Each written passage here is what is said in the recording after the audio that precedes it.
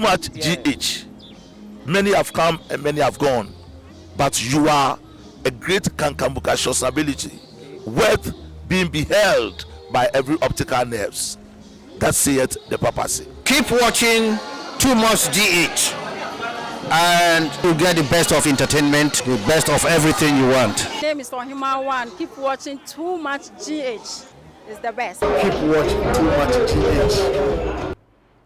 Yo, ebusia for any adofonom. Mema obibia akwaba sonko ede eba Too Much GH so Ghana wahala jumedie ena ebre asose musomfo mu nuaba ekieska ena nso mede ebebeso mo se de danada ye no ne sinkonya se de na mo amonim se ensemu a ekotwi ekobreman ewo ye man ene amahodo eso ne no ene ebone bede esemampohina bomu de bebesi apaso etwe ne sre ene abasa na ebusuafo na nsen entemo ede chese eyeye ankasa ye nuaba Moesha wono ena wo trende pa ewo wo mayi emu sese wo se wasesa no ntinu ne din eye Moesha abusia brand nsakra yemu ebebeto abonten eno na dodo na enam so kaso owe won sakra ye okwa asore dem kokoto nyom na chese wo su na wo yi nyame aye ne de keka hono na ebinum hu ne se owe de saa wo mo eya na chese nyoma no wo mo kwa na epemu a na chese wo mo hu ne se nyame aho ena wo mo ye de wo mo eba back na chese asofo no ena embra embebebre ewo wo mo ehum na ebra nua bayi ede ne ho ema Kristo no nyoma bebre na woda ne die ma ye hu se ampa wajan eye ne nyoma dada na wo ye na so still na ne ye celebrities no ne Ghanaians no just dodo na sabotage na so wo mo kansem ede efa ne ho wo mo ade ne past life anu wo mo no refer no to the present life no emu eno na so ma enche ye bia video be security ya na chese ye nua aba no wo se wo committee suicide anka wo no wo to no ho e de free abansoro so na ne no ano no waje ne kra e de free ne nsem because de na enoma eko no hu ne sa e den e de ema no na no na chese obi dumfo bia na wo mo e wo ho no ma wo mo e di djuma e wo ho no chese wo mo ekokọ bo ano agi ni free na no e no wonam so e preach ye ana chese wo kasa e de efa ne tibia dada no wo mom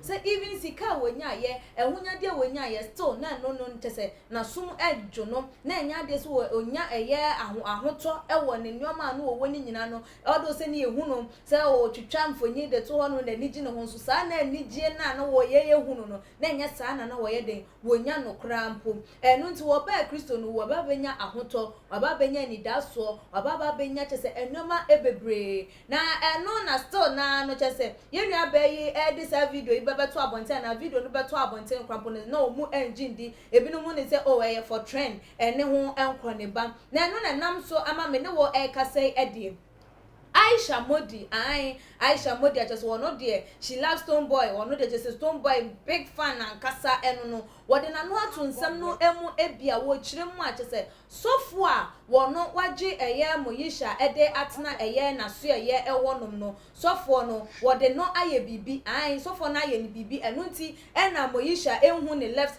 from the right a chese me no wo e kasa no Pastor Gabriel a order Revelation Chapel International anu just wode entere ne kase Emma ne se wan hwem na wa ama abaya na mba ne back to the normal stage pan dia wo no wo be finish no spiritually na ebusiafo ensem no ne wo mo musu do wo ma no ato eye emu no de edo so pa eye na ensem we menkwa mintimi entna eye esom wodi for Prophet Bernard Esiam ewo makacha ye ne no ebetwetwe eye enkomo na ansa na meyi no akire no momayin kotie eye Aisha Modi ne nsem a wodi etu edwa no embra na ye ba na odi for ensuso ede na no di sema na se ne nchemu fa nsem no ho ababa betu edwa ntie go hwe video ne bra ye ba ye beto aso.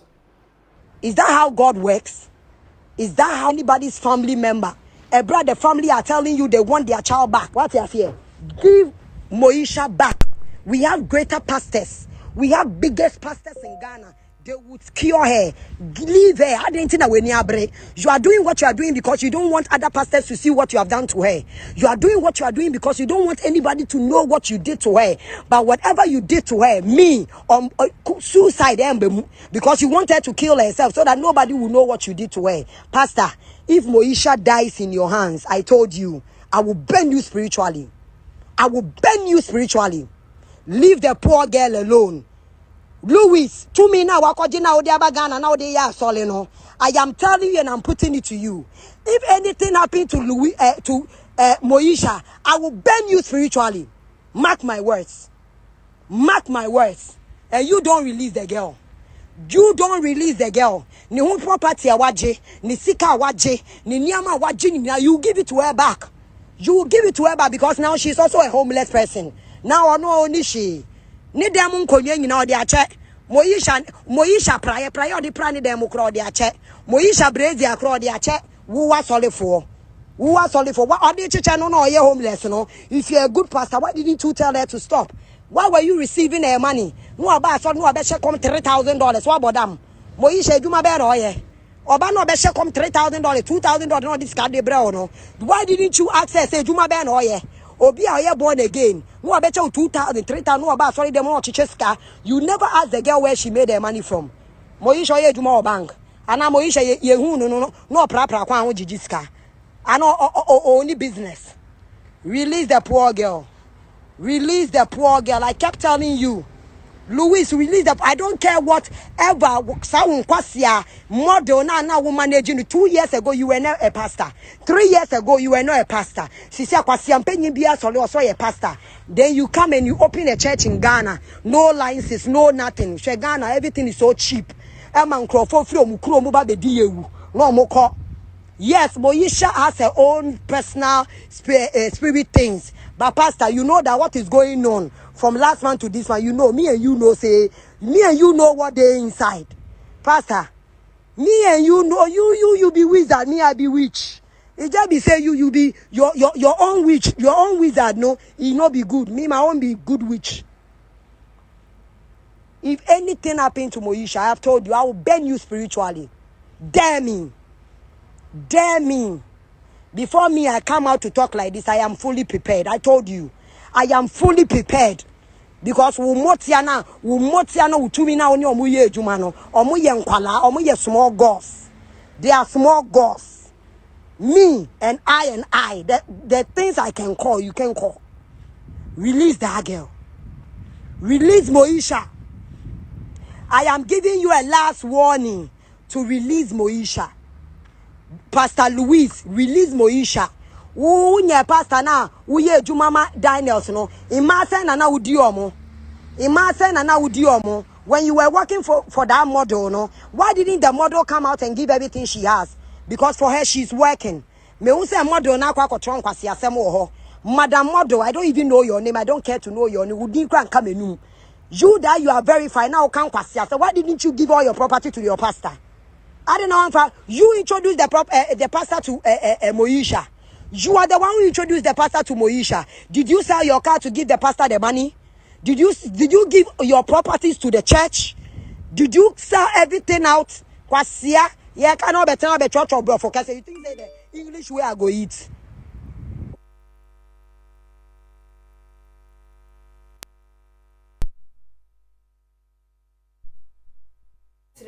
No. Na ebusian for say dia ensem no na ye keka no edi kan eba ye no enkofo dodo na na de wo mo ano atu mu ebiate se na wo mo eye omo efa Moesha ho edi ne ho few esre no etwetwe no ede efa ho mu hu Akrobeto ne real talk show na chese wokotena wono mu a asere sem nko a na wode ekokotena wono mu na chese wosere ede efa ho na eno na ama dodo na asusu se eno na ama Moesha wo go through that trauma na say man efa ni tirimu enu ntino de ekone de empanifo emfa wo mo ho engine na ne wo mo edi say ye chi wo mo ede wo mo kokoto bus no ye mfa wo mo enko na ebusuafo se dem di kan ekan ye no wodi for ewo menchen ha ye ne no ebetwetwen enkomo prophet Bernard Esiama Oda Holy Ghost and Fire Prayer Ministry ano ebusuan mama ye ma odi for akwaba embra ye dwumede so odi for ye mo akwaba Juso ba pesca. Odi for bibia boko de Yamia dum ne musa ye ho de nsechro krom. So for mami asafo ma no bia ho ye. Yamia dum bia ho ye. Yeah, the crystals. You share na achemu. Papa, asem we dey say me sori so kakra. Ai, hu hia pa. De ekoso ede efa eye Moesha ne ho a chese ye hwe Akrobeto how our fa ensem no na wo de betina ni TV so na wo mo etwetwe no ye hwe ye mame agrada esakra ye se de na wo mo yenya Christopher na say yenya na ye hu ne say ye o mo kan ye hu o mo ye nua eso ye nipa no ho atemo ba na ya so nipa ni mo na ye twi nipa no na ye sere no ye di eye ne ho efew eno sa kwan na ya na ye nam so no etwe yi ana Sikama menchia motifu achirichiri ne benche ye ne omo benye asem we de mekasa pa na unse yemfa de all the critics are efa Moesha nyina ho ntofo busa ho se the number of family oba no we breaking no sikatiri you the number of family Moesha any associate and one more cancer oba no ho are they call yourself slave queens one more me break your family ye busa ho se family no mo break yen e die and a family ni e ko true okay sikati ase e die na family now sa oba dwamanfo wi anase slave queen and ministers aman panimfo ne wo mo mudi tumi ene ne kompem wo mo to dan eto cast di mo ba dwamanfo wi busa ho se wo mo family e die no ba we di o mu ko sikati ase because of oba we nti obema bi anna ne yire ho da okay enwumre bi age so mu sia hotel yen sia hotel e di oba we betu kwan mi hu ni bibi ti se onse abuo bi aba bewu a opre okay ena me hu ni yi se waba out se ma sachara anase ma ye bibi mi hu ni yi hu ni yi because of me prophetic word na mo me hu ni yi okay onse eye nwuma bi ba se ya eye ye busa okay so what you say ye busa wo rade nsem se oh Nazareth ni ba bi a ye sister bi so a repent eye Moesha eye no Christ a repent ana so repent ana se eye azani ketase bi na e saase fo bi ba benya fame ana se fo bi ba benya sika gu ni botom unse enoman gan obi etimi form anything okay because of the lack and say the excess of money bi a onipa no benya nti yemfa no kwan se baby busa unse this lady called Moesha no enipa sen en wetima break home home anipa na fa mu okay because of sao ba we ntina ne Ghana for ma bebere na ye boy to pane obi kura de ni mu afia te se tapoli en ono so de ne de nam social media obi nso anufu se tie ni na journalist for de sa TV presenters ne won ma gia tum ne interview sa nkofu we nyina enti en oba be se bi sisu a ono ne de ne se oba be ye sa numa we bi no no so ya ba be nyesika because of some Moesha budon we anti ene ma bebre na kowe wo bebre na emu ade because of one ne nyom wo de ba o man Ghana mu nti okay ene ye man mu a ministers etitiri empanifo do mo pani sha wo to so wanufu so a o pe VH na obenya VH adem sika on se na de ni chem o pe sika sen obesan check amount enti ene man inform nsa nya adwuma bi mu se mma bi dia pampansi a pampam a ye ton ade ye de prepare ye ho da bi what's na je en asofo bi nso de mma we epefe okay mi nim dia meka because of wo nya fame ni nti no sometimes obetima akọ suman so wo mom konjo kopo aso mom konjo di rams nim pati ase the 7 demonic crankers so di ramu a wo mom po bi a wo nya fame okay now wo di afọ na breaking through sika on se na de nche yeah because of who pay fame na say who pay di bia bi who pay ni munyam bi no ye be po bi a no nya ni munyam ne se no ne di wo fa no ne di bia no break through enti e kwanya sa man nam so de se na no ye ne betu social media ba be sia ne kotolete gu anum slave queen ya ne gu anum enya ma dollars na ba ya wa be toka wa be to dan wo isile go na wo dam wo look okay ba bu sa won se wo kina ba bi e ko because of some slave queens we nti no and no man Ghana uyi ema 100% ya 90% adwamanfo. Okay. Obi a person ne major pade koje duplex. Unsemle bi 2 years ago. Na nam social media we ya mesikani we ya we ye te Ghana nso dem maybe $10 e wo Ghana. Enso ye DCDs.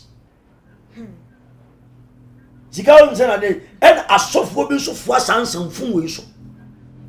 Enka busan se osofo de sika wo de ani den. Okay. Ube preacher ma sa ma benya adwen sakira. O kan Proverbs chapter 7 os edwamamo de so aba. Proverbs chapter 5 edwamamo kokobo. Okay. When you know a symbolizer, when we derive all the source. And this year, see a Christian country. May there be a metako to say Ghana, a bosom man. And my amagity and him, and by a name Christosom, and now Pentecost, way a bit of slave queens to her. Uko CS, slave queens or motor, Oko Mated, slave queens at all, Oko Anglican, slave queens at all. And to say, we call ourselves Christian country. And then at the women of God na society, and then ye abo. Ebini bi da. Ebini bi nam clubhouse. Ebini nam disco. Ebini nam baby a ensam fata. So what you say? But yem kani nyina mfua. Yeah, me de say something fishy. Okay. What you say? Say we am pa ye ebusa. So what you say? Aye no kre, Kristo se Moesha budon wasachira.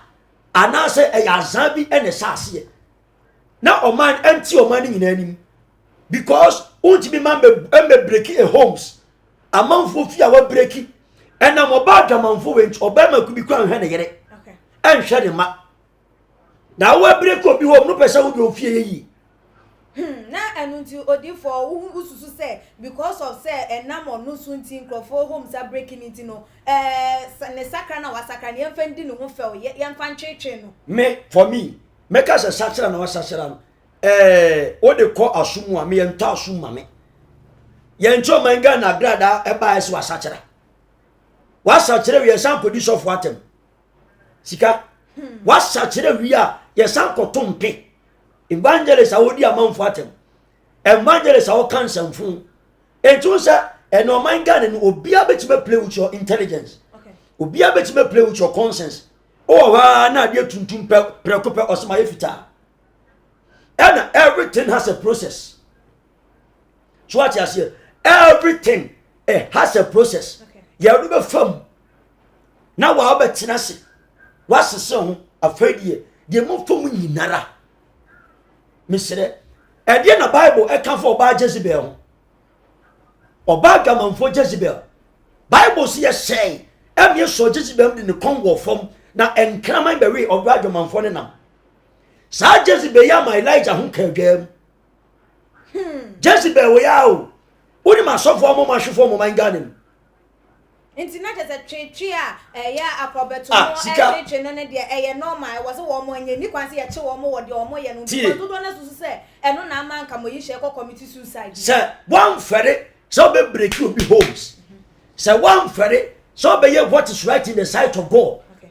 Na wo hunu say obi abusua ye break obi abusua. What you say? Ye nko kanche obi papa so be ti sika boto ni botom sika one ne yire bre enya. No mfama me hwe osile kwen emfa nkoto dan wo isile go nkoto dan baabi na empo etoda because of oba wenti obi kunu twam mo ne kwa man no yire kwan eden because of ma wenti o ento omo na omo nsa nka omo na nka obeba no mo te faako ni ya penti enim ti se funu a opa baabi ne klase ye nsama research ni so what you say sika enti it's out for time wa e was Ghana ye sorry any man so called people. Because of woman asofo bebe na ahwiase o hwe papa kene Japan TV show asofo e de mandam hotel dem anyway mu a asofo a ye de ye pem ma e asofo office enya ma we mu a e mom kwa so dem ko pa den sa kire ye ni mu ye hu oba na oba so dem ni obepe boy obepe sofo na da ye hu and it's up for time say ye sorry e o man ganem now the one mo nyon ko ntwa nko obepe so twa kodu enye juma okay kan me bawo okay kan ayi 1 Corinthians chapter 6 verse 9 to 15 Bible so ba gamanfo bi ni kwan so ko heaven unless you repent And a repentance, so you repent from your heart, your mindset. And a new mature, you know, say repentance. Okay. One more, ubu one, and one couldn't talk be 80 more you must just a casting in now. And then you number drama muscle, and you must return it. Okay. So what you say? Now the one of you could have on now about Jamai, while Cotto that we see the Guamau. Almost bet 8 billion, 9 billion. Now also they are Adia Chia, Sikaba Sema Sachara. What's Sachara for them? One say a told them of say Ghana for your Jimmy. What shall they them with Isligo? Oh, Cheshire, or baby, you could not bra Bresica. Sadan crying Toby man. Young Toby man. But we Kukurisica up to a dime almost 12 billion with Isligo amount. And no person more than one babeda. Sabi uchum for a foul chum. So what I say, uchum cry, no doubt uchum. And Chibusa answer, and then what woman got him some satira, and then the treasure was satira. Oh, so we for all Casa Brand or person committee suicide, no Mujano, no Casa. And also Mujano committee suicide. Kayanjano, no one could. Bible say, or bonny for the one bonny. Dear Otinano, Munjano no ontinara, dear Oya Bonnie Munyan, now on send the bonny mukena, now who are a honorable your boss, no bassas. Me bow, tea, me bow. Until my God, you preach against prostitution. At time, Coach Bits will know the Odia man for them. Me share one of his interview. Now, all 15 or 7 home, I am a slave queen, I am a dear queen of the DND. Now, dear Chia, ministers are more checking and return checking from home. So what you say? Hey, she came my own not them say I'm some pow. Unim family we are. Family about we a break you Ghana. Oh dear, see a man for come over Casa, Obetinson. Because of a bad winty, or baby up Bonhudia. So what you say? Berman quit your time for money, not that was sleeping winching. Bible say me, you be break up be a home be our some to me radimanim. Okay, Kamalaki chapter 2, verse number 13 deba. Or see me radimachi. So what you say? And then the Ghana Mabuni in a Shian and la. And no be sure baby and a nufuso, or baby and a tosso. Obesh your bar, tuntumo, 1 man time, bone wabre.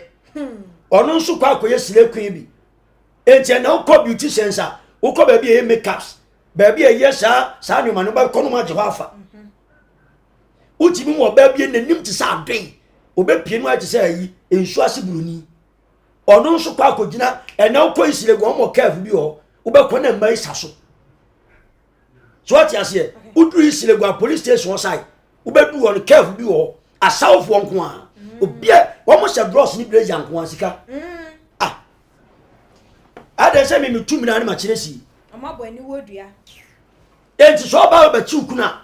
Stars be obey you could be, Ukumba confused. And one you should chance, one you should know. One more malams are a chantimum. One more cantimum, a big crap up was. This little queen so. And to see a dash for day. Now the eternal catches was such a then you believe was such a. What's such a a pambonia of us now, return it. Oh, for all return now, friend, what Babajina said, me pecun, and then the mini baby and Nabu. Me pecun, one a mamma warrow, ball a swadi, one a mamma warrow. I almost said gun of watching you on. Odi for say o kasa won ton eye ne nyoma na say de wonya ye ni nyina no won san return no no ana chese am no wo kasa e de ye Jane Arreno ye nuaba Efya ntuni abaye yi ne car yi bi ni Range Rover wo no wo use abaya na ton cheap price am no chese wo mo so won san return ye car no back esan so wafa ye Moesha because so woni ni ma ye ne normal state mu e na just wo dey aye den ato ade fofofo ede every ye no enu nti ni chese wo mo ensa aso ni mu se we use anase wo de ne man wo de na adwen abiti abaya no ato wo bia wa ko ade mu anase wonam epoboso ana wonam nkrofo ye bibi so age nyoma de afri nkrofo e wo no na se oton a enu mfunso wo mu ana enu ne friend thief man. So what you say? Okronfo awia no. Oh, okay. So what you say? Unse ene Ghana no obia jiji nanim se ye sum nyame. Okay. So what you say? Won a kwan fa so di nya sa car kwan ben so ena sa aisa na hwan no ono so kwan ben no so fa so e di nya sika ne to sa car ye wo kwan bebre wo wa tini wo ni pe no so bat awiye no sika it is ya mama ma ma ye nyesi ye nyansafo bebre onyame ani so Bible say ewiase nyansa ye nkwasiasam e onyame ani wo fa kwan bi so ama obi kunu etima to V8 ama now fin say e kwan na nipa no fa so toma no o fin say wo be enjoy akowu ni cha ye kwa so anya car accident ni tiri e na ye yi o dia kenkan e ma dwamanfo mo Bible nyina hwe be o mabra bokosi Delilah na bra bokosi sen oba be si o ti bi dada Samson e ma ye yi Samson tiri mu nyina Sakora den nsamo bra nunu Samson so bi fa na buma Samson de hey e da e wiakete ma ye twire ni ntiri nyina enu ntina obehwa epuase fo muta yusuma against the men of God. Okay. So what you say ye pompi enu fu pompi to se nwuma bi attractive esra ma me wota nwuma bi demons nwuma bi a when they appear won manim ne touch won tina ya apuase fo ta yusu this man unya ne da pe enu anu you are doomed. So it's time say there was a gun you two na nsi ho na mpanimfo so munya medi aba enka o de honorable ye fro say bra be di o man no so na siesie o man o de oba ya uni slay queens sa nkofo ye ni gu o manum ye form to form anim oba be se bi chiri be ma bia bra ma ba be honorable oba ye honorable ni sika onfo ba na nye boge mfa na nye so an because of some ma wenji na nyame be tua mo kapa o hwame a o de men some mentality na nya jimie na otu a ujimi no eno be console dem slay queens wo be ko abonten ene kwa do nam kwa dross nya de nam ani brazia odi for comment ni bi aba ebinu mu ne senka wo de ka wo se wani je se Moesha abanyame mu na mu asa wo ye nya atwom nyoma ebi ye nia me can scriptures ana abna nya akodi odi boss so for please don't go there. I was expecting you to be happy for her. Who are you to judge? Happy for who? Don't you also have a past? What is your problem? Let's not be hypocrite because we all are not perfect. Me be nya atwom so wa ha. And yeah, Joe levels. And so Edward the Bible say you should be happy for her. I say comment never no mo ane. I was saying ka we nya mini peden ka wani je say when ya kra na say nya me nya kra ba ko aye den aka eye do wo ehun na emo makwa yes I say ye nyina ye criticize no ye like ye ho sa say ye do no susu ye ndo no. Tio sika ma men kan scriptures kakra aya Proverbs 18 verse number 22 o se de wanya yere no wanya adepa na wanya onyankopon aniwa mu oni so uti tio Proverbs chapter 30 aya me the scriptures be kasa no mu ba bia me derive Proverbs chapter 30 verse number 19 to 20 o se okode kwan e wo wiem owo kwan e wo botan so esen kwan ewo epum na obarima kwan eda ababawa ho verse 20 o say se oba wari seye ni kwan etie ni tie ni o se oba wari seye ni kwan etie ni tie o say odidi pipa na no na o se mi mom suo biara one scriptures odidi pipa na o se mi mom suo biara verse 23 o say oba obi mpe no ene wanya kun na abawa wodi na wurade na niba awurade ni be son se oware se ye ni kwan etie ni odidi pepa na no o se menye aboni biara nyankopon ye nsina twetwe you cannot mock God enti no count as in 1 Corinthians chapter 6 verse 9 to 15 or so dwamanfo bi anko heaven so what you say ma memra Proverbs chapter 6 eya me memfa me nyansa na hitia na me fifie ba Proverbs chapter 5 verse 1 Efya say o say biamamo nkokobo biamamo o say verse number 19 o say na o te say otwe biria odofo ni animunyam ansene no o say manimpokua enso wani da na to ni do mu ntintan da nyina o yira oda no manimpokua enso wani da na to ni do mu ntintan da nyina. So we are talking about scriptures, we are talking about human answer. So what you say the ways of these slave queens.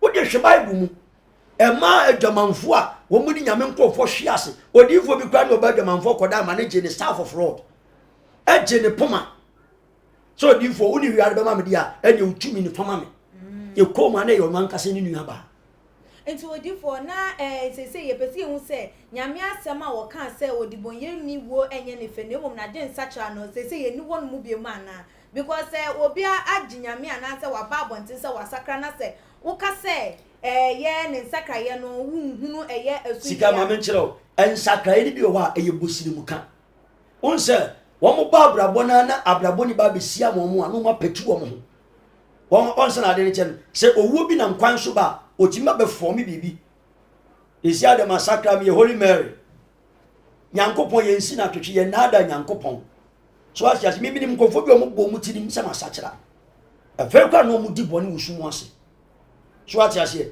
na odi apepa the face of the erosa anase eye wa o man konfo ma afom opepa so opepa na fu osade na ase nyankopon ye nsi na twetwe o enchi ne radical se me hwa akomam ehwa adum papai sawom ehwe what's that mama can scriptures bi Proverbs chapter 6 verse number 26 to 33 me kan in tempa was na esan obadwamanfo nti woji obarima pa no sin na obigire de woji ne nkwa ne boye din onipa de oja be ne kukumu a ne ntade rense obi be fa nsraman so a ne nan rense ana osesa na de okọ ne nyonko yire nchen na etie ote sa na de okọ ne nyonko yire nchen ya de etie osena obi bia na okọ ne nyonko yire nchen no ori ni bim se ekom de owifo na owi ade no redi amia omuna nimtia verse 31 osena so se ohunu na obon mbrenso na odi na fidie nyina bema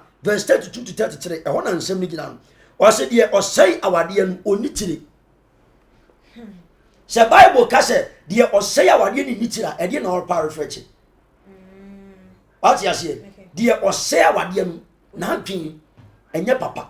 Do you know how many times about we are saying man for awade so oba pa cho so obi odi ne ko me ba o ye wia mo pa be ye ebusa wa so what you say ye be ye ebusa se rade e ya mpa se oba ye ka na se mwasachira ana se oba be ye fragadam na etima tiga na fo adwim onko ochina bi ana se bibi meto na mba ye ho bibi se wasachira ye ni mo mabu ogana mamu o mo ne adifo ne ba ko ne aye tricks ne dia ba be gina ho ye nti Ghana mamu na m𝒂dwamanfo bi piepie se adifo bi ba o maka so mo no mo nye ba ko meka se ni se no mfa nyidi e bi aye ye ni mba bebre so for away from all this mamen kenkan verse 32 Proverbs chapter 6 verse 32 o say de o say awade onitire na de oye sa ne de se ne kra na emani animguase e na obenya na hohora no yampipa da oje boni a wa ya to no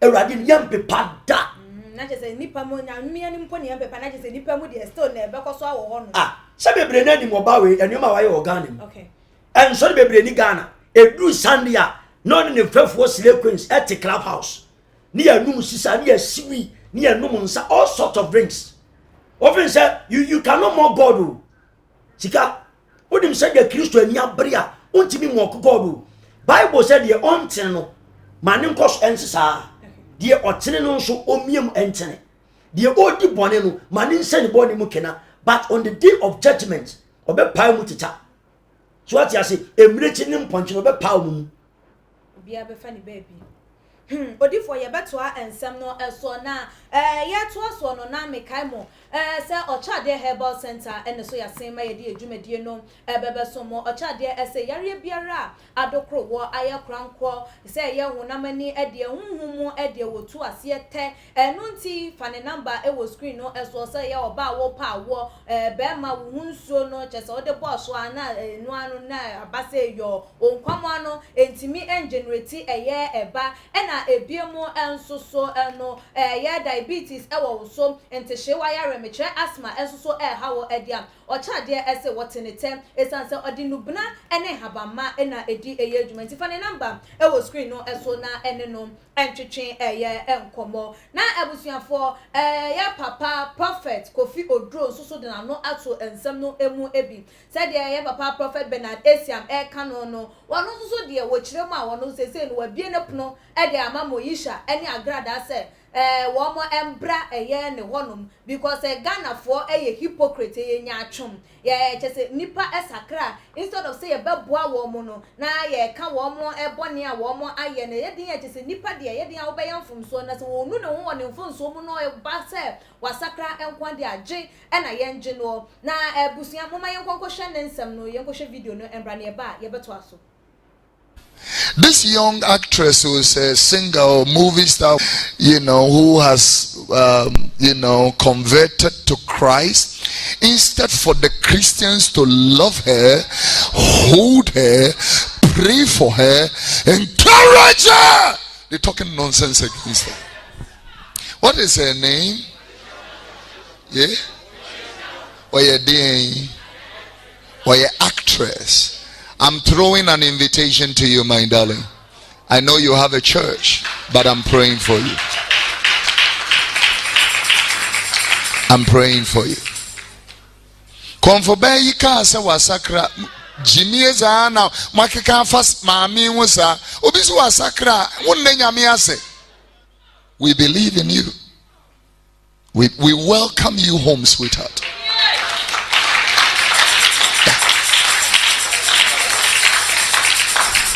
What's her name also? No, the Confor, no.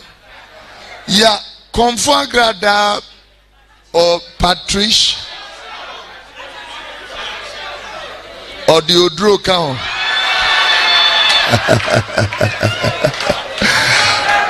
Bring the camera. Let me speak to Evangelist Patricia Odro. I believe in you. Moesha, is that correct? I believe in you.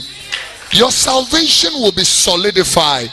Heaven has opened its hands wide to receive you. Jesus loves you and covers you. Ignore this religious crazy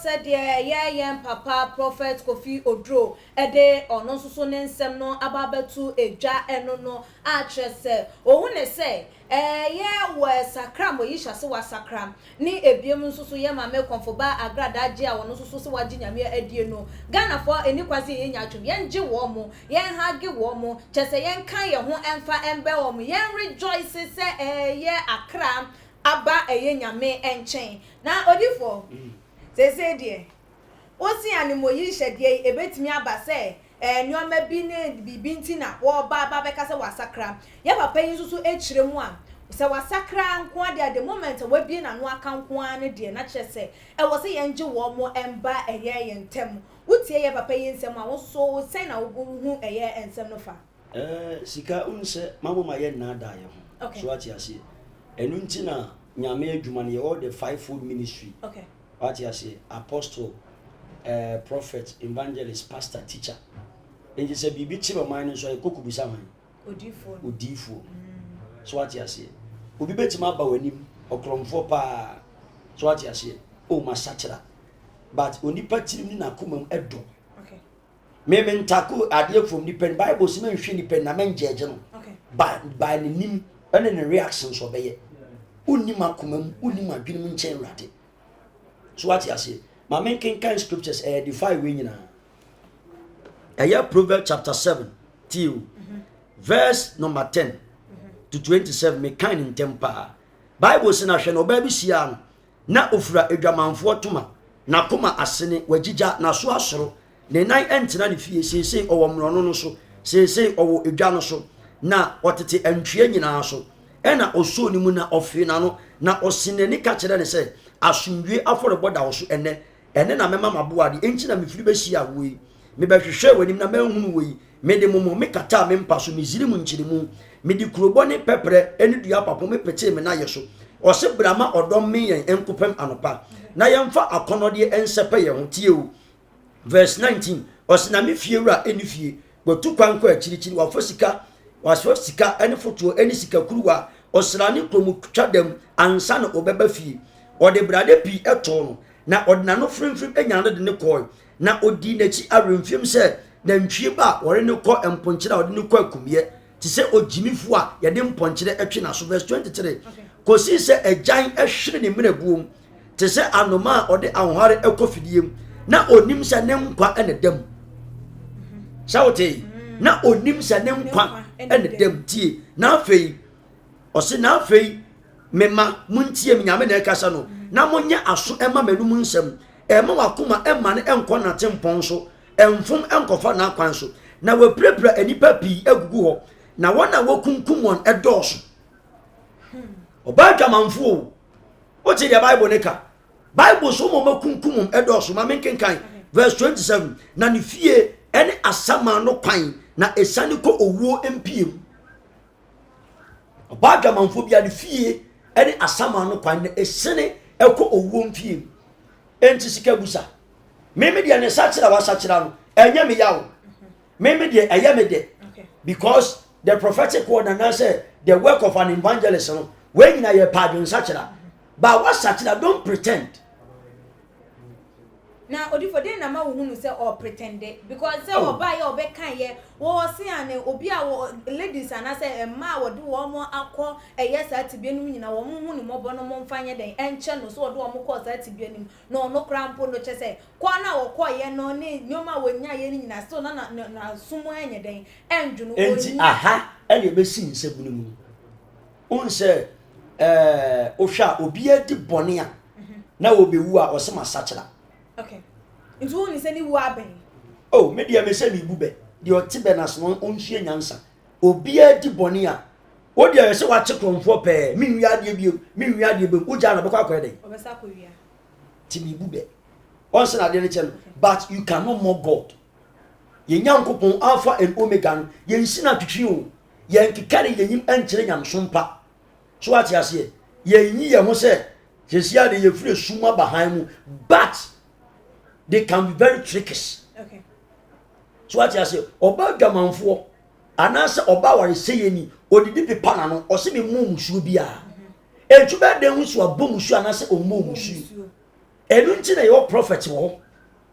Enti busa nyame e anase ko nyame difo nche busa. Oh, eyampa Kristo maami wasakyera. Enipa eni ni tiri na kuma mudo. People can pretend a lot. Okay. So what you say, obetima pretend say masakyera, but along the way no on sakyera. Enti so for so be eba wa asore na wo ba bebe kasa na wa fa nyame ne nu amada da wa gya eno na ji so okọ abusa nsa na wakwa ko hu se wa fa nyame ampa na se ye nyame enkancha wo se ampa wa ba ni mu ansa na wa gye no enti that moment wuntimi ngye no wa asore ya na se owo kokko busa nyame na se nyame kasa won sakra ye na emom eye na da enu ntinu nyame nipa no wuntimi ngye nipa no wa asore dem wonum bi ma na Asore there is meant for human beings. So what you say. Okay. But and then the people pretend a lot. Okay. So what you say. What ba be gina altar ni musuma fa nyame. Me ni obi yire na biu. Me ni obi kuru na biu. 1 year. Last year December, yet ya saw them na amanfo bebre. Ye me nwinsa bio. Ye 2020 yesu ba o. Ye me num sigade ti bi me nwia pio bio. 2020 kwa no mo ye ne bone. Wo mo ye ne worse. Enu nti na me di for make us nyankopon you cannot mock God. Kristo ye nsi na twetwe. Di onipa guo no. Sika oye ten betwa so aba. So what you say? Untimi deceive nyankopon. What you say? Altar there it is meant for one repenting. Ati Kristo atum. Epese eni ni bom di ade. Owuo mu papa mu enkwa mu eye pure. Enu kubetima ba be gina ho. So what you say? Na sa so dem ye hu bebiri.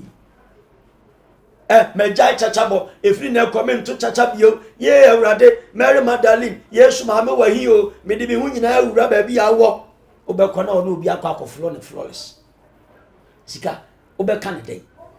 So what you say awrade reveal to redeem what you say enu nti your friend Alpha and Omega oye nyame mu nyina ti ye kwati no a yentimi nya hwe ye gya no nso ye gya ade but don't pretend so what you say don't pretend enti unim say Yeshua Messiah Kristo ho e na kom ye ball to pane ma otu ya kakraka okay ube hu social media no se dross na o se pant na o yadvet e di me enwumakuo okay bikini biaba yi oba wo sa enti ne Ghana fo ma na mo ane se dross any brazier because of oba wonti and now ko ye bitisa oba be sia di major party se bohoni turumu panty brazier kitwa bi na bo hwan na de ba ya ye maami na ya advert eni nsu hu bible sisinti dia to die sinti dia be na so aba no onye de ade won se na de ni nyina che media me nkasa about say repentance our repentance emi yawo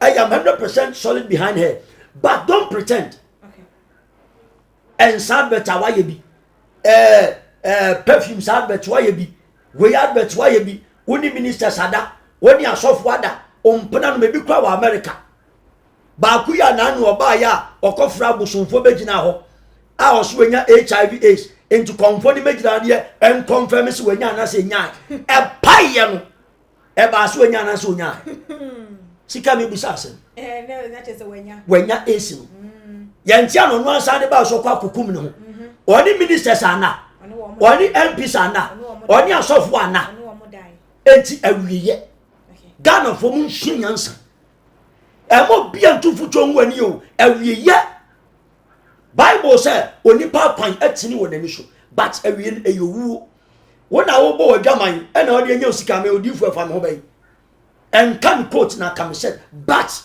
your end will come it goes out to slave queens oma kanyinyara unam social media uyu timu atwa picture ebi wa oma major party atwa obi wa anu wa set phone na to no abodi huneke no atwa no de abeto ofin sa wo ye me sofo ofin sa wo ye rade or hell na wa wie ye wo be bon sa no enso no gifu oni ho it is a great lesson to go out there to all the slave queens wo mo di amanfo kunumachi mu kwade ma asem omobo mo amudi amanfo kunumachi oni message ye ba me na so obi ti bi tam obi di no kwa America nam too much therefore oba bi amefa no kwa America because of oye slave queen choba ho no we mi ba kwa asem se no ni sikani ete ho is it a year obi di sikabe 800 million abefu ofri Ghana no kwa America na ukọ ya asem mpa obi o me se me no kase sika na unim de kom oba ne kom okoye aduro enti edu no be mo ne koda first iskani ne tikans ye bo mpa ye biara eno oba na bodam a ye de na ba kaswa ne oba na ba enti busa ho se ekwan bo be fawo wo ye sile ku betima kwa malam hwe malam fo mu de ayi sile ku sifu ida twe social media wo mo ye de aduro se so ma se ye de srasra ye wo ma ya mini to yem ofin so be fa kwan we so akwa ko break obi ebusua na Kristo ahwa fa ho obetua o ne yesu ka odi opa market on the wall obonse sika etoda no mba be wu a obonse ye kikare nim kire nyamso mpa what you say o ma sachira ni akwa koto Israel ve oh erade humi mobo have you thought about womu a udi womawu obi kwa ti bi de sase ni boka che menu fusuye me de ba junkun me to suye me de ba junkun so what you say Bible say ade bia wo yi bia you shall pay for before you die before say be ukran beyond the flesh of the corruption as samampomon be hu say yes na Hades Apollo be chiwe gina ho na be torment Prince asase so enu ane so ba be Kristoni na wa sebere ho ene ma bebre na mkomu a no mu twu mu nyina agu ho e ma bebre na mkomu a no ma hwene nyina agu because of this slave queens nti ene America for culture enya deploy enya bebewura on abibi mamu a enso first nya culture ntesa oba be set bi kata ni husie se why decent house o by this am go baby office oti o be mu na ya si mi nyina na asem odi for you know baby the comments be abana sa comments no ansa na mekan no yenkwankwo hwe Efya Schwarzenegger wono so ne video wo ye ya wo kasa ede fa won relate to ye nua ba no ne nsem ode eto won no enti yenkwankwo hwe mba Efya so aba be kasa de afa wo hu ne se Ghana for ye nya atwom na sa nyoma we nyina na bema nipa so besa ye na adwese bi obesa go back to ne nyoma dada ene de ekeka eye hu yenkwankwo hwe Efya ensem wo kan ye no embrane ba ye beto eso tinka bibi ya madam fo afina me beka sign na me na nekwe adom yese mo na mo huru no Akrobia na mo trolling no for no you've gotten it. Now stupid celebrities are trying to gain momentum from it, circulating lies and wasiafu bi omo trying to grant interview. I am telling you, Bibi Moesha, her blood is on your hands, all of you, and I mean all of you, all Akrobeto count. Moesha, no, her blood is on your hands, and God in heaven will not forgive you. Now, you were trolling her for what? Say was sakra, and it says on your cool misata. Moesha on your cool said John. Oh, papa was siakrati ho, sorry, no. What the fuck? Move your posting a picture. I'm praying for Moesha. Pray for your soul. Pray that nothing happens to her. Because hypocrites and parasites. Namisi and some Ghanaians are very stupid. Now you want to blame me because I'm not posting Moesha. When Moesha said she has repented, all of you were mocking her. You were circulating lies. You were trolling her. Did you give 1 minute to her mental health? Did you for 1 second think, say, do you think Obian what didn't say Efya Schwarzenegger after trolling her and breaking her down? You people have made Moesha suicidal more. Grown stupid people and never posting the picture. I'm praying for you. People are circulating lies. There is no man involved. The person involved your mom no.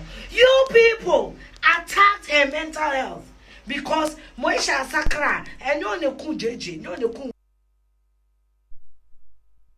said the self-acclaimed queen Efya Schwarzenegger edenen nsem no etu edwano no hu se Ghana for de nyaatwom ye ya de wo ho nyoma bi wo ho no ma ade emwade Moesha wono elekum yes ejon elekum emisata ene obobon kofo dodo na edin wa wuti bi ewo wasum na de nti ameka sa ensem we Evelyn Dapa a commenter wode eba ye o say we are all humans and we make mistakes.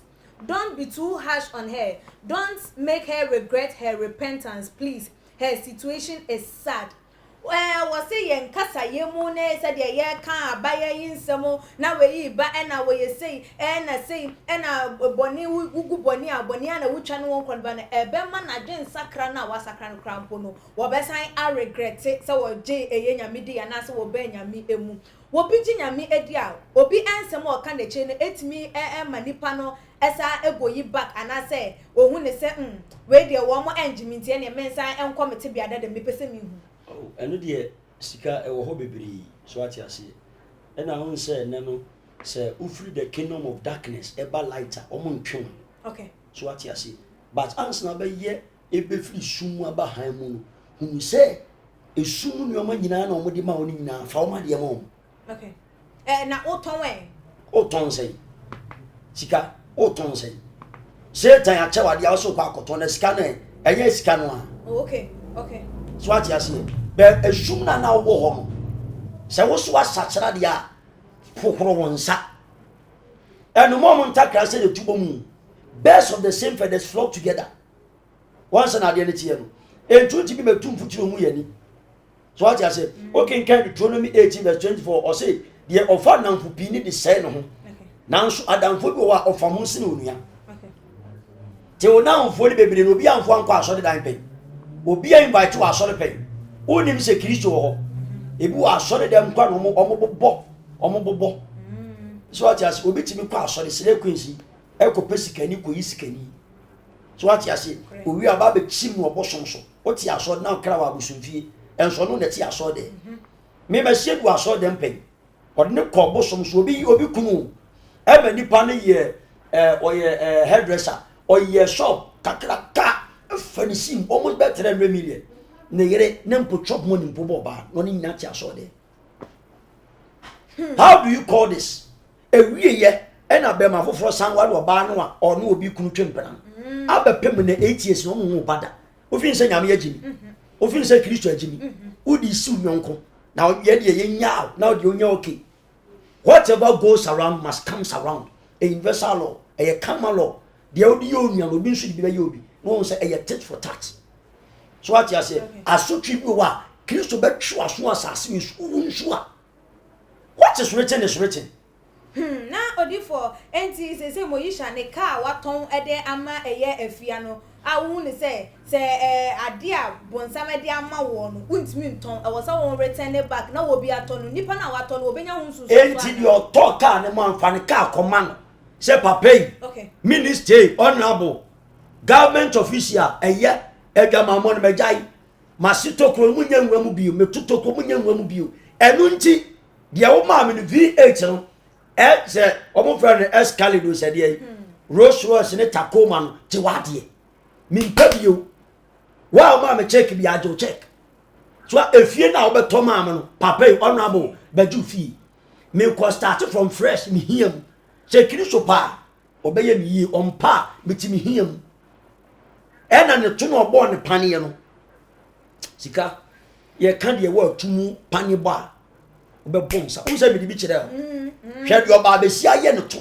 aye ne body aye ne ho entu fin say we be wi oyi nipadua no Bible say ye nipadua ye Kristo asode dan de oba say nipadua ne Kristo be ne de ye me na me kyerɛ ja de nti na me the scriptures ne ba na mo attack me by the word of God de oba say nipadua me nso me say no akoma de me dia adwene wo mo dro taatu wo mo nipadua nkwa de mo Efya Swasnega na wie ye sa ba we Efya Swasnega ombo ne date 5 years to come kura mpo so timi biltia odifo asembe oh there be mamen kan kura bi 5 years to come Efya Swasnega se otimi biltia onim se de Lucifer na ni abre the demons wo control the sector of prostitution wo de adwama hu wura mrantiam ni mabawam mo ye vessel de mo ni bra abre no eno bibia e be chenu bia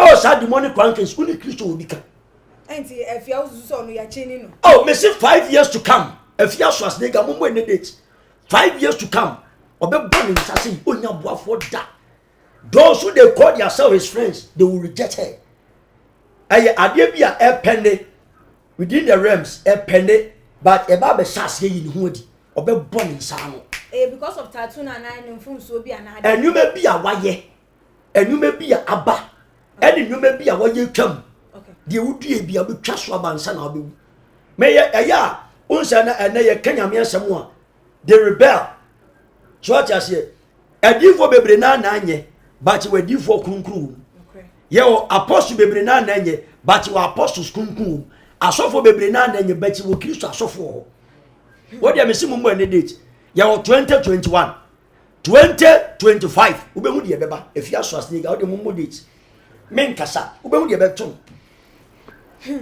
na odifo se yenka ye se wo akwakoje anase bibia enya wodia wo fa kwati kwan so enya ye na waton na se nu se sika no wo de kwa asori fia eno nsusu no mfunso wo ho ebia nipa na wode ema wo no baby a wo hu no ebia wo hu ni biem anase nipa no wawu ana wonte ase ebiem a eno nti se wo ye waje se o tom na wo de akọ eye nyame Efya eno no nso mfunso bi e wo ho ana no no nyame wonje se sika sika de ko nyame Efya akọ akọ ede oba akotam ayi bosom ade akọ akosi asode mi busa o sika debi oba akotam nyame amfo de buti akọ akosi abusumfie Bible says sumni ha ni twaka sika ati asema me kenkan scriptures okay. 2 Corinthians chapter 6 verse 14 ba etibia se os obra woni abosonsomfo ntema yonkufa so ati ase ade a wosumu ase untimi mfa mba the kingdom of God anase Kristo ni na himye entem eye fidie eye atantande eye fallacy so ati ase o kenkan verse 14 aye 2 Corinthians chapter 6 verse 14 edeba 17 18 ɔse mo ne wɔn a wɔnyini ɛntwi nkonnua korɔ twaka bɛyi ɛne da tenene ɛne amumuyɛ wɔ anaasɛ ayɔnkofa bɛyi na ɛhan ɛne esum wɔ na koro yɛ bɛn ɛne wɔ kristo ɛne biliam ntam anaasɛ kyɛfa bɛyi ɛna ogyidini ɛne deɛ ɔnyini ɛwɔ na baako yɛ bɛyi ɛna onyankopɔn asɔre fie ɛne abosomsom wɔ na yɛ onyankopɔn a ɔte aseɛ no asɔre fie sɛdeɛ onyankopɔn aka sɛ mɛtena wɔ mu tie o aha na ɛbɛdeɛ no ɔse sɛdeɛ onyankopɔn aka sɛ mɛtena wɔ mu na mɛnante wɔ mu na mɛyɛ wɔ mu nyankopɔn na wayɛ me ɔman tie o enti momfiri wɔ mu na monte mo ɛmfiri wɔ mu awurade na ɔseɛ tie o na monka deɛ ɛyɛ fi na mo nso ɔse na me nso mɛgye mo verse 18 na mɛyɛ mo agya na moayɛ me ɛma mmarima ɛne me mama enti adɛnti na wode Lucifer adeɛ ɛkɔto Kristo fie deɛ wogye yɛ no reject so wa reject no nti na ebi a wɔtɔn yɛ no wɔde ayɛ sika de abra asɔre sɛ bi anka asɔre no asɔre bɛ na ɔde kɔma ɛyɛ orphanage asɔre bɛ na ɔde kɔma sɛ yɛ papa wɔkɔ ne nan ase akyɛ sɛ ɔkɔ repent yɛ ɛwɔ hɔ no yɛ prophet Gabriel ana pastor Gabriel ne hɔ ɛna kyɛ sɛ watontɔn ne nneɛma no akyɛ sɛ hɔ na ɔde sika na ɛkɔ wotɔn a sika ma me nkyerɛ wotɔn a fa kɔ orphanage home ewisia ekunafoɔ ɛne nyanka okay they are the heart of God and so na omutie ma sofo na omutie omuntie ha asofo na omutie omuntie ni e de adifo na wo anyansa ne nimdie bia ne omutiri mu ha the heart of God asori bia wo ta hwe nwisia ekunafo ni nyanka asori no etise eye from so what you say enti so so aton abosomonioma na de kwa akoma obi a so ade abosomonioma kwa akoma sofo yanti ganem na okonfo agrada eko yi ska 100 million sofo bi fie ekosi sei wansa ntwa nwan kodi sofo natem papa ade unse eyo mu fin se Yesu agini won ha eyo mu fin se Yesu onim nyansa onim di oye wasachira de wunya ye nyina reject jato bro hom prensa o se dwina hom prensa na odi Kristo emom nante soa wasenua na soa so what you say ne wa kwa akoton wo mo yo ma za de 100 million kwa akoba afode na we expect say o fe say so for no so kwa don to on yesi we di atam wo we mu nsam enti wo repent dia dia wo ton ye nyina fakọ orphanage home okay fakọ che yemfa hwe misia ni nyanka Kristo obema nnumi ni muso ni nyina paro na afei obewuro ho mprensa unipadua no a the temple of God na Kristo timu a wodi adwamamo wodi abosom ne ma wodi fimi eka Kristo asore dan mani dwane ye no e wo so san hurum okay Mark chapter 7 verse 20 to 23 os akoma no e ho na aniboni nyina wo adwamansam ana obesa menkenkan di for yanko ya na emobo unse ne adwamamo nti enipa nia hoto what you say sika adwamamo nti nipa nia daje kura na ya na eya asefem se enega no for pa adwaman e pem kwasiade ye menkenkan Mark chapter 7 verse 20 tie radi asem o say no kan say de efi onipa mu ba no eno na egu onipa no fi na enipa mu won akomam tio na adwamamo afiri ba adwamansam akronosam ewudisam ayedefasam ye ka yefasam atiase obi a onu obi kunu da okay eno nso no eye a sin on its own eni wo adwaman eno si a sin on its own ti ma menken kan say na enipam won akomam ena adwembone ye ka adwembone atiase oba be sie de ne beba otim say oba ba koju obi kunu na oba ne ba ko to dan wo isire guama o oba koju obi kunu V8 ni boy say Toyota Camry kwa say G-Wagon say almost 9 billion to 10 billion car nya tamu bedwa manfo no tim Ghana ha ni ensa da so pampa na minister ni nam Dubai China ni ye pimom ye to ni ye fa ye nyim ni ye fa ni ye tafo ye ho ye wia no asamba be se emra man se ni so where are we moving mama kenkan o say edwamansam akronisam ewudisam ayedefasam ene bereberiye emumuye ensisie akohwie eni bone ebusam ahantan ne nkwasiasem ote ahantan odi resile kwensi kwede afia so asde ga bekere sebre no ahantan ne nkwasiasem nko a anyo no didie kantan ka atemon akwala sukonoma ye kan age kura wonu ba bia tibi di safo kantanka tem egu papa ni mfi poto ofin so be nyina che mesi 2021 to 2025 wo de hwe besi mi wie verse 23 was anybody nyina mfo nipa mu neba na eno na egu nipa no mfi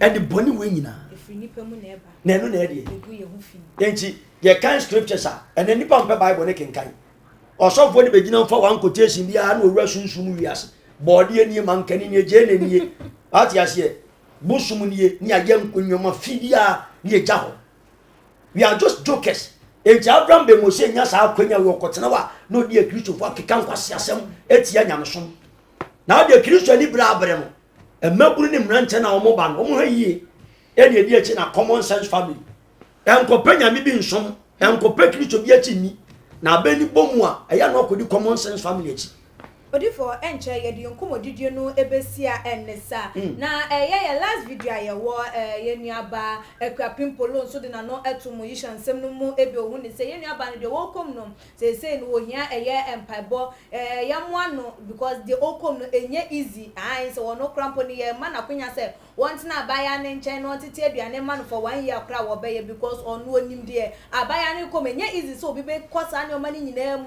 obenya wi ase japade no ne ma ye nyina no beka se wo jeni nyina ho aba befa Kristo nti yenyan se ye den ye keka na nimu anase ye ne o ma bia ense fata ebe ma na twen ne ho ede afri Kristo ho nti mo yen kotie ne emra ne ba ne agi odinfo ne final words ensuso na ye de adwumade no asia enesa. Good afternoon, everyone. I just woke up since last night that I slept. I didn't sleep early. I was doing some small works on the net, attending to clients and a lot, so I couldn't sleep early. But yesterday, I saw some viral videos about my sister Moesha, and I don't know how you people saw the video, but me, the way I saw the video and the state I saw my sister, it's not joke, it's not funny. I beg you, my sisters, the celebrities, the big ones, the legends, please don't let us sit down and say thank God our sister Moesha has repented and doing evangelism. I don't know how to put it, but please, I beg you, let's see the bad side of this thing that is going on. Alensia said yesterday she nearly jumped off a building and they saved her, and that was when she started talking and saying all that she was saying. I see that my sister has been through a lot and she needed help. Where are the people? I saw some video last week that she has gone to church and she's fellowshipping with some church. Where are they? They should keep an eye on her. If they said they've changed her, they should keep an eye, visit her always in her house. People should be with her in the house. They shouldn't leave her to walk alone on the street. I beg you. Only God knows what is happening to our sister. We love her. She's our sister. We shouldn't sit down and wait till something happens before we will say, oh, Moesha is gone. Oh, God, she's too young. No, please, I beg you. We love Moesha. Whatever is going on, let's get close to her, talk to her, and see if we can help her. Please, I beg you. Please, the devil is working. I saw some people saying, thank God she has changed. She's preaching. Did you see her state? And she was 30. Please, I beg you. She's our own. Moesha is a good person. So if she's going through some depression or something, please, we need pastors around her. We need our celebrities who can talk to her for her to calm down. We shouldn't leave her to be in the house alone. Please, I wish I can go to Moesha, go to close to her. If they say I should sit around her for the whole year, I can do that. I can volunteer and do that because I love her so much. She's going through a lot. Let's attend to her. I beg you. Let's attend to her and stop saying all those things they are saying. Let's look at what is happening to our sister. She's saying a lot. Let's pay attention to what she's saying when she talks. I beg you. She has been through a lot. Thank you.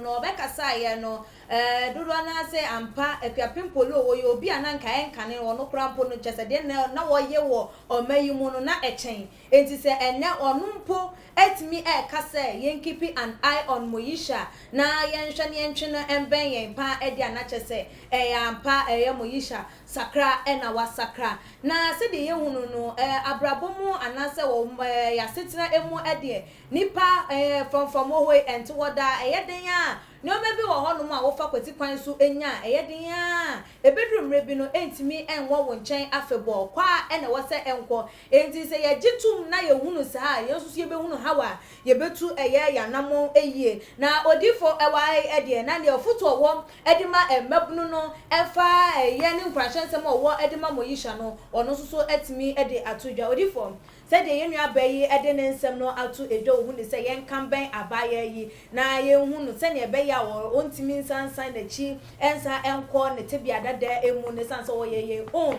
na abaya no wo akoma pa na tese wo ye good person foto ben ade be ma mabuno name yen nuanom slave queen na still wo mo de chese djuma no o mo da so ewo mu wo mo eji wo mani because akwanto ni ye o mo de chile ne ye wo mo eden foto ben na wo de be ma wo mo the metima can say Messem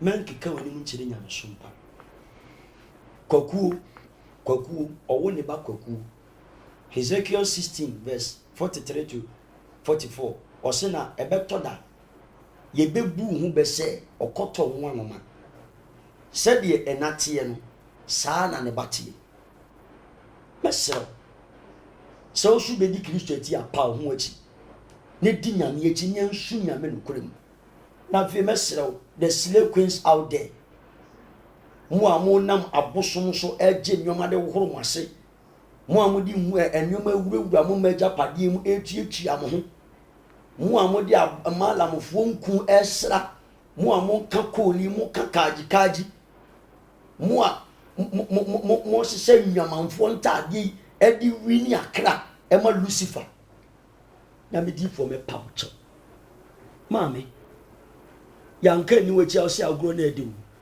ye keka me ofunu ye keka madam pai ene na bia o ye silekwe ya mame lady yo kasa ye friend say Akrobeto polo e call na ni won say o so asachara but what sachara dia ye nyina ye hwe say yampa de edi ewuro mu ne edi edua pastor de papa nako boys na repent santa de ntientia ne mini skirt ni turumu ni high waist ni show your stomach show wasi wini na sefo nyina enka hwe mam ye de ne be yo ye si akatesi akata ho si e ma omani asekora na ho ya papa ye nufu ntem na oba besie nam kromu an turumu nyina no to ase nyina egu ho what from all this e be sirem se wo be nanti abrabo krunkrumu wo be pastor de papa akono apa osofo papa amana tetew achira scriptures edwa fonya msum obia wo ye kan se talent nyame de maaye o talent ne sei bible say omuhunu firi mi mofrase eno mutu mi ho agina esei mi na bia wakan kodu biara erade abie ni nsem e de ama wochi mesero hunu papa ne hunu bone media prophet Bernard Sia upeso hunu machiri kwaye wa beka old eleganza house Tuesday bia nyishia utie mi ya wo ahawbi amanie bi atiti bia obetima frame me wo number we so eye 0249 631 876 0249 631 876 anase 020 385 1633 020 385 1633 manu ato mesrew enkoju obi kunu enkoju obi yire ne ya ma odua mo wawu manu ato na abusuafo sede di kan ye no enkomo twetwe no ahya na ye di esi na comments ni bi a ebetwe no mebo ni tew ede amamu na chese ye di esi a enesa boatin jima ede ode eba was saying this is time we have to pray for her. Ghana stop all these things yeah Kabom City ono so say ekamonko na you guys was the only chosen ones obi mo say ask him to give us God's phone number nyankobo no telephone number na dey amount Isaac dankwa ede about say God have mercy Eunice yeah and come on say pastor please stop judging you are not to judge. Let's pray for her, please. Let's stop all this. Yenia Ghana gospel say, remove the sparklers first in your eyes before congregation. Okay, Evelyn the power says she is already paying for her sins. Let her be. Swa TV was saying, the people who are to receive cover and led are casting out. Moesha is also a creation of God. One of the reasons Jesus Christ died in a say, let her be. Abba Moesha is human too. Arise, youth of Ghana. And also say, Ekwapim Polo, if you say the devil is still working, then warn the young girls that are also influenced to stop the twerking and stop slaying, okay? If not, this is what will happen to them. Thanks. And I saw TV so Eba was saying, or say, what is it to you if she has truly repented or not? Okay, not just say ebusian form yeah commenter eba yeah no nyame ensure mo ewo ebra munya ede ema yen ne madaja mo say yeah etie yeah ne mo futuo ne mo so madwentra mo contribute yeah to your dwumedie no nyame ensure mo pa eye na ye di etie no say ne dey di kan a wo hwe yen dia na ye best say obe subscribe to your channel no na like your videos na share ewo all the social media platforms so me a notification bell no so say dey nya upload video bia na ye call live a wo so timenya notification our phone or laptop and answer or tablet so follow your IG page and your Twitter page for @TumaGH_, Facebook and so @TumaGH. Me cameraman original camera no chim ede mi Yamson Jamaica Jutu and me engineer Andy Teflon nyame ensure mo pa eye na ebusia for me demo AC ewa aha media ene ekwia sikapa that's ne yebesan edi ehia ebi makram. Too much GH. Many have come and many have gone, but you are a great kankambuka ability, worth being beheld by every optical nerves. That saith the papacy. Keep watching Too Much GH, and you get the best of entertainment, the best of everything you want. My name is Ohima One. Keep watching Too Much GH. It's the best. Keep watching Too Much GH.